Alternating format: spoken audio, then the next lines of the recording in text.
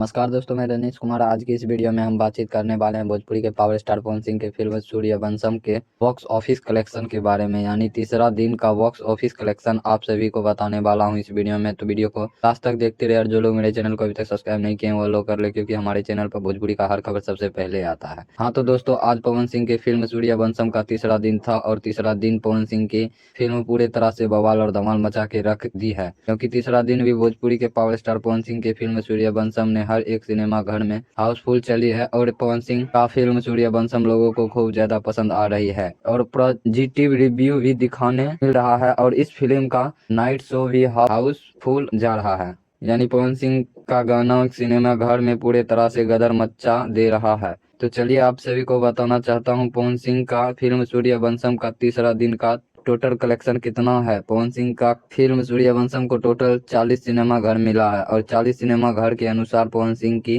Film Sooryavansham का total collection है 30 से 32 लाख, जो कि ये फिल्म ने बहुत ही अच्छा कलेक्शन कर रही है। और यह फिल्म जहां जहां पर नहीं लगी हुई है, इस फिल्म को अगले सप्ताह से यानी शुक्रवार से वहां वहां पर रिलीज कर दिया जाएगा। और दोस्तों, भोजपुरी के पावर स्टार पवन सिंह का वीडियो पसंद आया हो तो ज्यादा से ज्यादा लाइक, कमेंट, शेयर, सब्सक्राइब जरूर करें। धन्यवाद।